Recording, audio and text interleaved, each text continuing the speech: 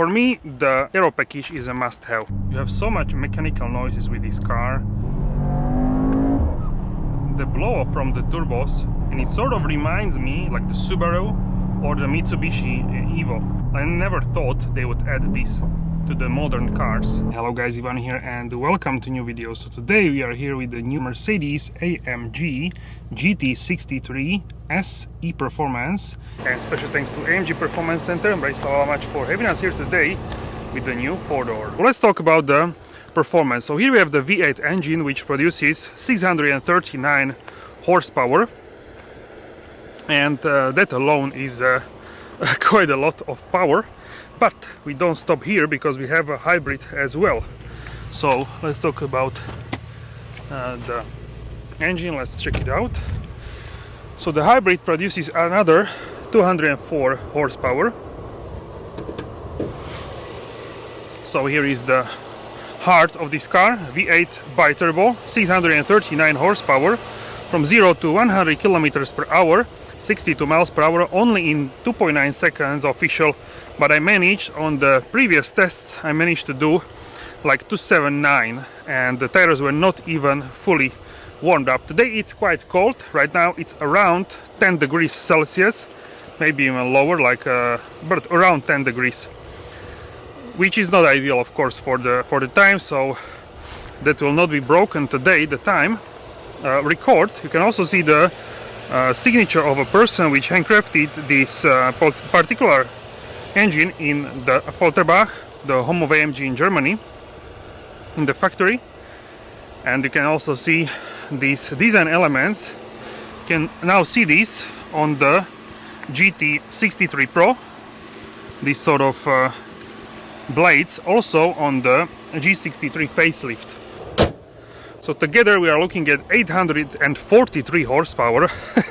That's really crazy. And system output of torque, that's the system output, and the torque system output is 1470. So pretty crazy numbers. And the system torque is 1470 Newton meters. So absolutely crazy. And look at this silhouette. I really love this 4-door. To me this is one of the best, as I told you, universal AMGs which you can get. So let's go actually, and let's do start, but without the launch control, without the race start, because I want to try what this car can do. So let's go. 3.8 seconds without the race start.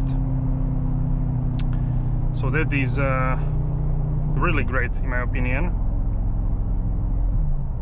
And once it gets grip, right now it's only 9.5 degrees Celsius, so less than 10 degrees. That's very cold. The tires are also cold, I assume. Let's check them. 18 degrees back and 23 rear. So let's go once again.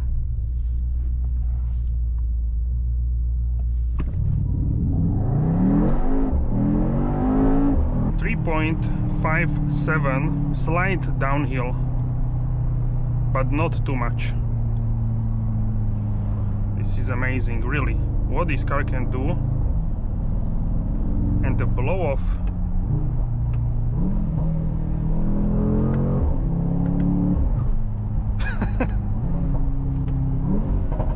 oh, whoa.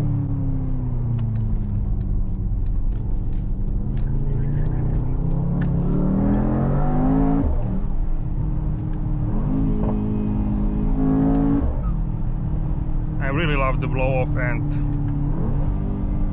now, because we have a little bit less grip,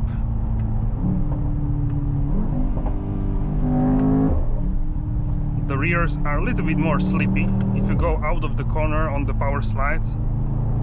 Personally, I really love this.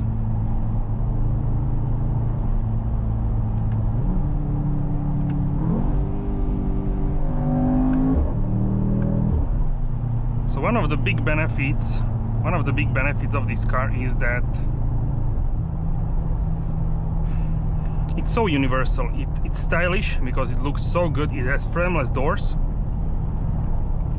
It's big, so it can be a big car for you, like the E-Class, S-Class, this sort of way, but S-Class is more luxurious, definitely.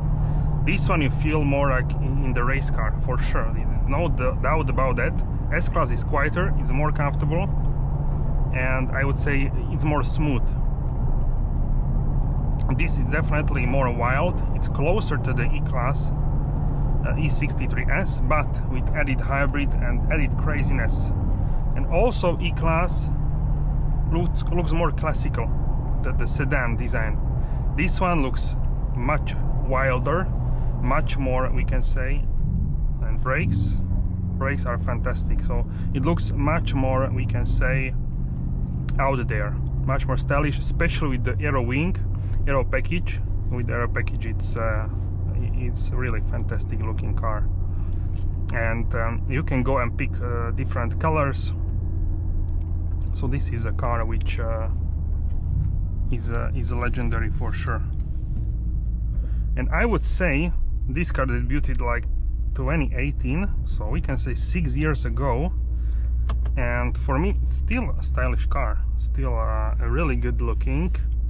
Now with the latest update, it has a front like the GT63, the new two-door coupe. So it's updated also with the infotainment.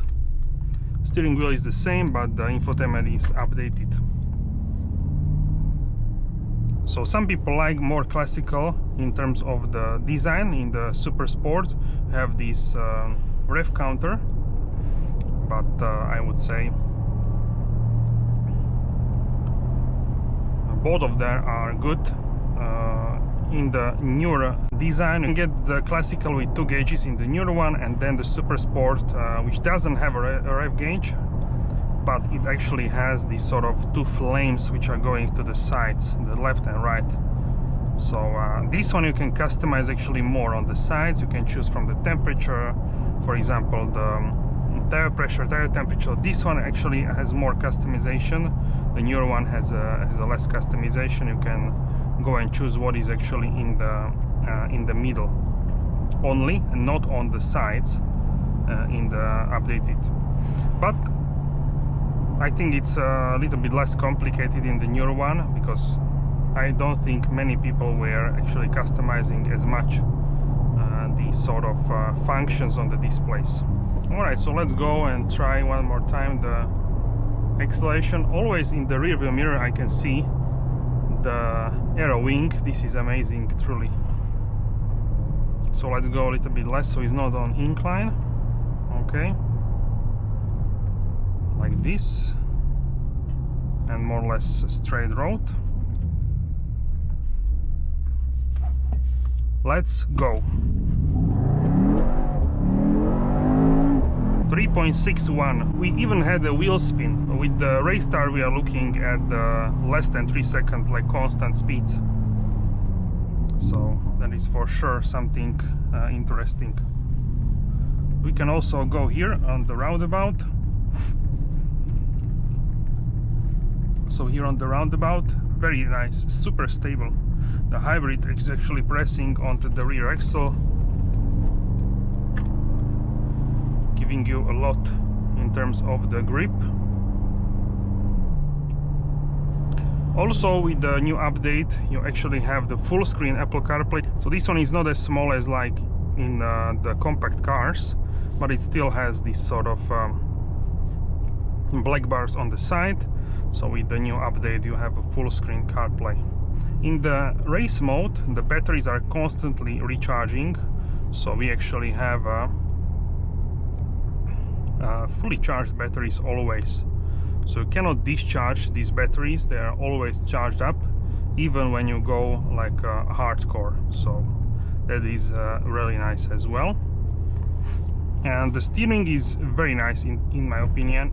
It's hefty, it's not light, and has a great feeling in my opinion. This one I think it's maybe a tad thicker, the steering wheel, comparison with the latest one. This one is one of the first which got this steering wheel, also together with the E-Class facelift, a previous generation of course, which got the facelift. It's so stable here, this car, it's unbelievable. I was driving here other cars, they didn't look as stable as this one here. You have so much mechanical noises with this car.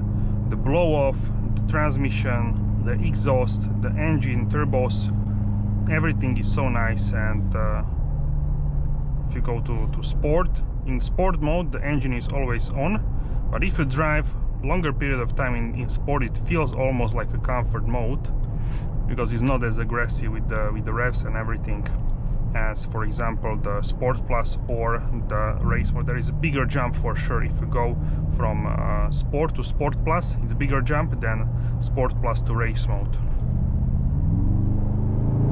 So much pulling power, even a little bit. If you add a little bit of the throttle, you are already at speed limit.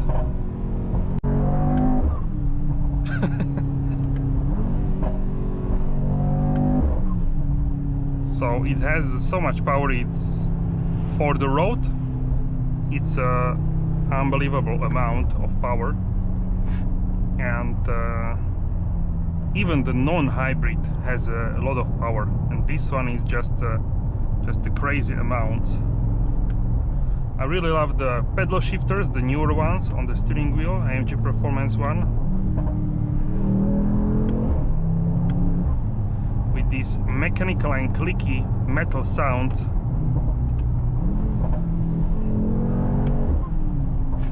And you can just a little bit play with the power. You can go through the rev range.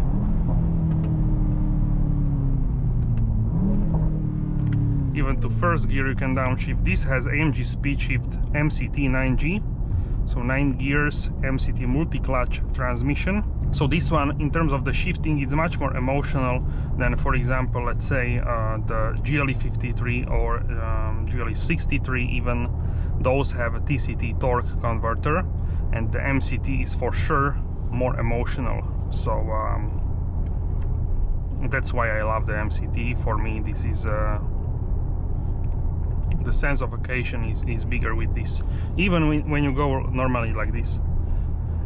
If you are in Sport Plus, everything is more tightened up, everything is more, we can say, focused, ready to go. So in GLE, for sure you have a more luxurious experience.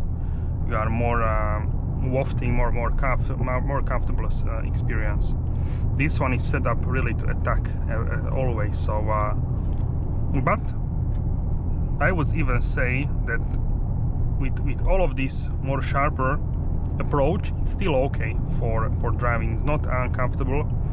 It really depends on your level. What are you used to?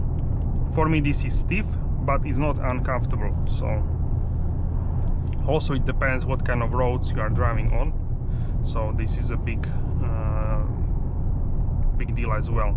If you are on bad roads, of course you will feel it worse, but it's not that bad. Even on bad roads, I drove the 4-door, and it was firm, but okay, it was okay. So yeah, this is what I truly appreciate about the 4-door, this universal practicality. So let's go and accelerate once again. You need to downshift, otherwise it will just keep in the gear and use the hybrid.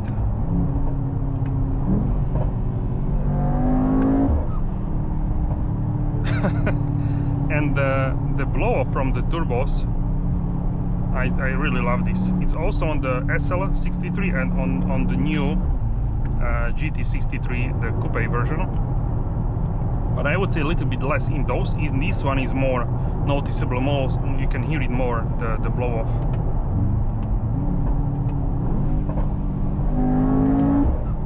And it sort of reminds me that the Japanese cars, the rally cars like the Subaru or the Mitsubishi Evo, maybe the sound itself was a little bit different, but the blow off, many people were tuning those cars, or maybe I think even from stock they have some sort of blow off noise, but you can enhance that with the tuning and replacing some parts. So this is, I never thought they would add this to the modern cars.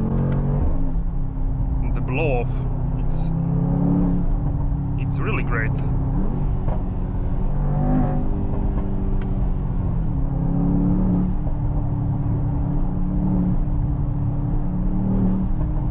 flat the throttle, you get the blow of noise. It's so nice.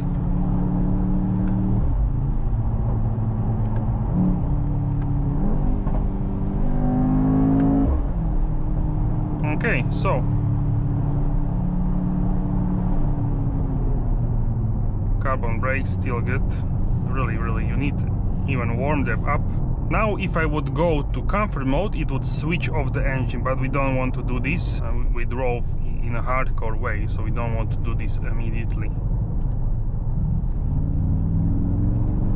Some corners here, let's attack them.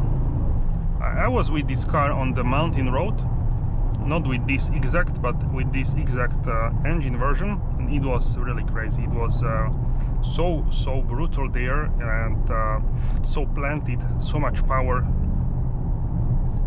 I was sweating. It was crazy experience for sure. So if you are here in the city, you can go to comfort mode and it will essentially switch off the engine when it doesn't need the engine.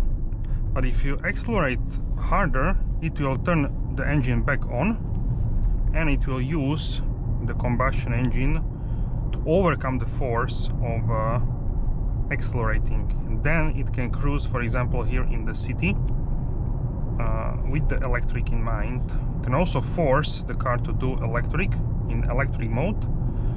The range on pure electric is around 11-12 kilometers. Right now we are on 9 kilometers and we are at like 80% of charge. Even in electric, if you smash the accelerator past the pressure point, you will actually get the combustion, of course, because you need maximum power, but otherwise you can be in electric mode.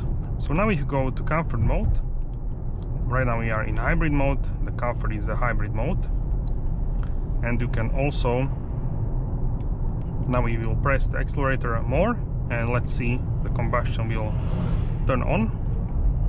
Okay, so it's on,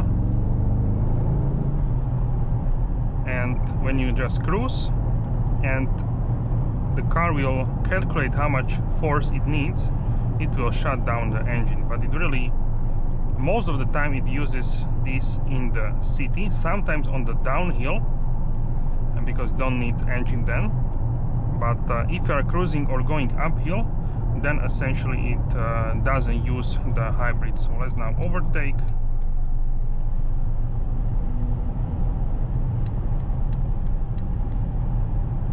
Now we turn it off the engine, see?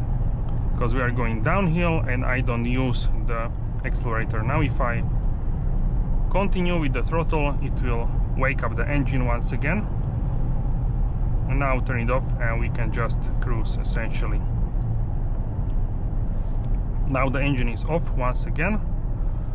So it really depends how much you press the accelerator. If I just slightly press to continue to maintain the speed, it will not turn on the engine. So this is how it actually manages the power. And on the cruise control, it will basically decide on itself what it needs to do. Right now it woke up the engine, started it, and shortly it will actually shut it down. So it has essentially many options what it needs to do. Sometimes actually if you are on too steep of a downhill, it will not turn off the engine because it's using the engine to brake, but not always. Right now it actually shut it down, the engine.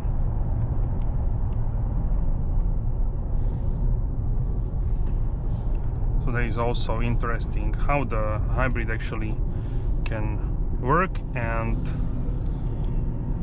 when you are parking, for example, the car always is off, I would say. I park the car, and when you maneuver from parking lot, the engine is off, because even if it looks like it's discharged, the car always has like 17-18%, 20%, 25% of charge always. Even when it turns on the engine, like it looks like it has 0, but it still has a 15 or 20-25%. So it always keeps some charge in the batteries, so it can, for example, move you on the parking lot without the engine. So that is also useful, because when you arrive home, for example, you can be quieter even if you don't recharge the batteries. But you can recharge them very easily. So in race mode they will be recharged super fast. If you like this video, then smash the like button and also hit the subscribe button, hit the notification bell, turn on all notifications so you are notified for all upcoming episodes. Thank you guys so much for your support, and I will see you soon in the next video. Have a wonderful day.